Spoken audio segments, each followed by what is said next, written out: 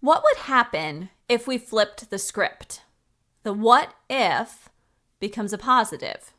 It becomes a question full of possibility instead of limitations. What if? What if I take a chance and fill my calendar with clients? What if I try a new tool and it really resonates with my clients? What if I craft a vision for my business and it inspires me and those around me? What if I find a community of like-minded coaches to offer support and collaboration? I'm Dr. Mora, and I'm a college professor, instructor, coach, and passionate mentor to health coaches around the world. But I haven't always been that confident and committed to my coaching career. I wasn't sure if I could make it work or even what the best approach was to success and fulfillment. I decided to step up and step into my dream of guiding health coaches on their journey from hesitant health coach to committed health coach. With a unique approach to coach growth, the Health Coach Catalyst program creates a strong hexagonal effect. The Coaching Hive podcast is your glimpse into the concepts, ideas, and approaches that underscore the hexagonal effect while giving you the opportunity to implement tools and tips along the way. Are you ready to dive into today's podcast? Then let's go. And remember that this podcast is family friendly, so go ahead and play it through your speakers.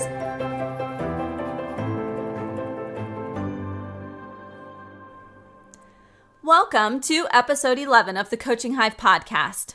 After coaching conversations, emails, and just sitting in the silence, it feels like this month should stay in the trend of mindset.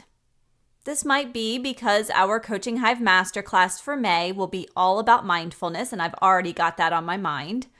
Or it could be that I'm just really loving mindset and mindfulness as spring arrives and everything blossoms and blooms. It feels like a good time to be mindful and set a growth mindset in place. Let's recap quickly. Last week, we spent time talking about progress over perfection. And you had the opportunity to really start thinking about what you'd like to accomplish to just get started. We discussed the idea that if we wait for perfection, the chances of never even taking that first step are exceedingly high. Let me walk you through a concrete example of this concept. Think about a baby taking their first steps. Do they wait until they know they can successfully and confidently walk across the room and back before they try? No! They take those toddling first steps and fall. The adults all cheer at the effort and the excitement of trying something new. And what happens? The baby gets back up, or some adult picks them back up, and the process begins again. No one looks at that baby's first attempts at walking as anything less than a success and worthy of celebration. This builds the baby's confidence. They squeal with delight and try over and over again. They don't know to be disappointed in their efforts. They know that they are doing something important and they want to get it right. They love the cheering and the feeling of movement. What if we applied that same mindset to our business life?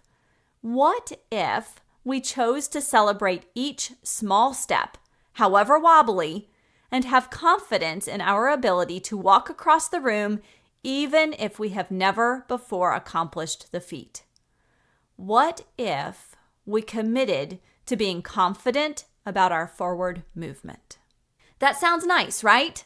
But you're thinking to yourself, okay, but where do I get the confidence to get started? The confidence to keep going in the face of challenges and success. The confidence to embrace the doubt and say, this is worth it, and I am worth it. This kind of confidence that innately allows a baby to try those first steps is something that we often lose along the way to adulthood. And you're probably shaking your head yes right now. You can think of at least one instance where the doubt crept in and influenced your decision. What happens is that we experience setbacks. We go through that sometimes awkward phase of adolescence and early adulthood, and along the way, we stop asking, what if, in a positive, confidence-boosting way. It really takes time, patience, and of course, support to break out of the limiting what ifs. Although rekindling this kind of confidence doesn't happen overnight, I'm passionate about cultivating this commitment and confidence in each coach I work with, and we have fun getting there. In fact, if you've been around me long enough, either in a psychology lecture hall or a coach training, you have heard me talk about Jonathan James and the what if monster. You may have even seen the stuffed what if monster that lives in our home, but let me back up for a moment. As kids, we developmentally ask a lot of questions, particularly a lot of why questions. Why? If you are a parent, grandparent, or have ever babysat for a preschooler, you remember that phase of why questions that seemingly never ended. They went from sun up to sundown. And if you're lucky enough to have a sleep talker, you heard those questions at night too. And I'll tell you, these preschoolers get it right. These preschoolers who ask questions get it right. Asking questions, searching for answers, and continuing to try new things and learn, they get it right. They are confident that their question is important and needs to be answered, often right now. They are inquisitive and curious. They are open to the possibilities that the answer provides. They get it right, even if their adults feel tired from that inquisitive nature. Okay, rewind to a few minutes ago when I said that doubt creeps in and confidence lessens a bit. So what happens? Well, as we get a little older and things like self-awareness develop, we stop asking so many questions and work to fit in. This isn't true of everyone or in every circumstance, but it is a developmental milestone to become more aware of how you fit in the world. And there is even something called the spotlight effect. This is where children and young adults and even adults feel like the spotlight is on them. They feel like the world is watching, and that can be daunting. What happens in that moment is that our confidence is going dormant in a way. We aren't as confident that our questions are important or our ideas merit discussion.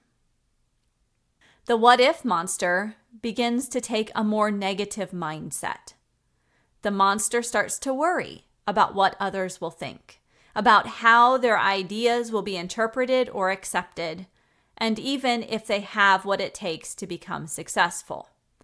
These what ifs are powerful and can be limiting. As coaches, we see this all the time with our clients, right?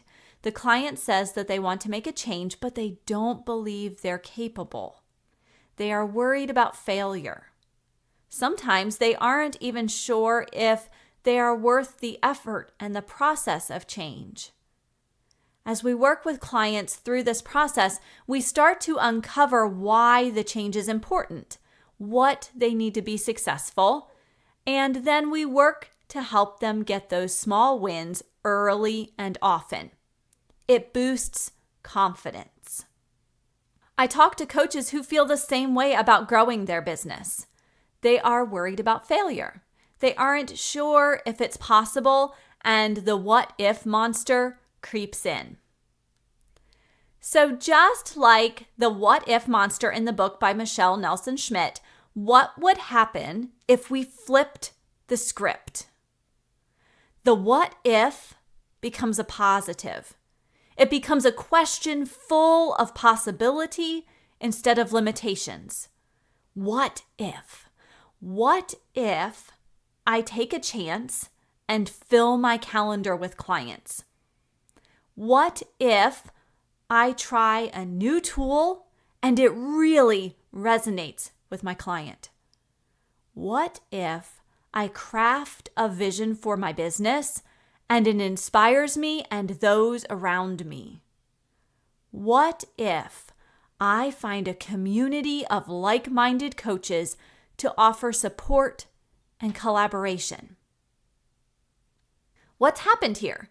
These what if questions are now filled with forward movement and hope, the possibility of growth. This is exactly what we are doing with our clients when we take a positive approach to change. These same things apply. When we use compassionate communication, appreciative inquiry dreaming, and motivational interviewing techniques, we are helping our clients build a vision of the future, and we owe it to ourselves to do the same for our business as coaches. Are you starting to see the connection between confidence, mindset, client success, and coaching success? Hopefully, you are thinking about how you can work to uncover your hidden confidence to create forward momentum.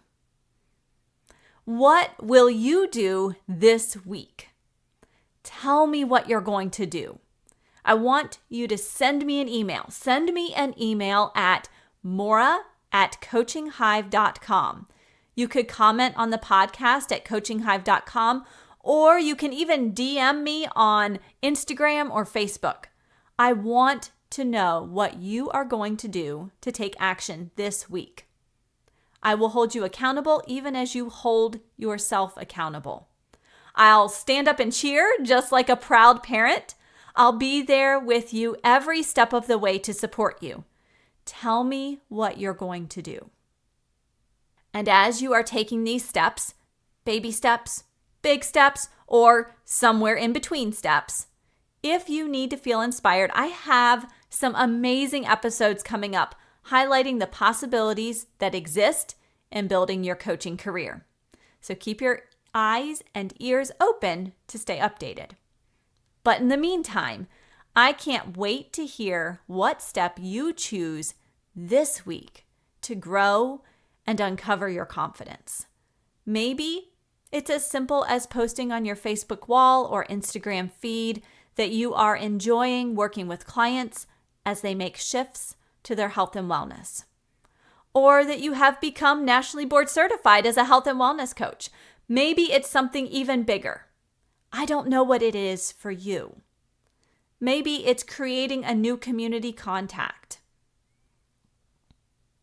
What I do know is that with each action you take, your confidence will grow.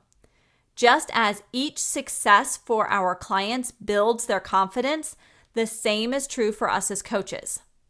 Find a buddy to work with on this confidence-boosting endeavor. If you know someone who might benefit from this message, I invite you to share the podcast.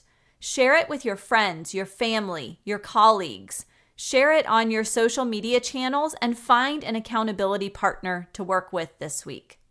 And of course, I still want you, even if you have an accountability partner, I still want you to share your steps along the way. Reach out. I cannot wait to hear from you. I hope this podcast inspires you to rediscover your positive what-if monster and start asking questions, trying new actions, and getting excited about the possibilities that await.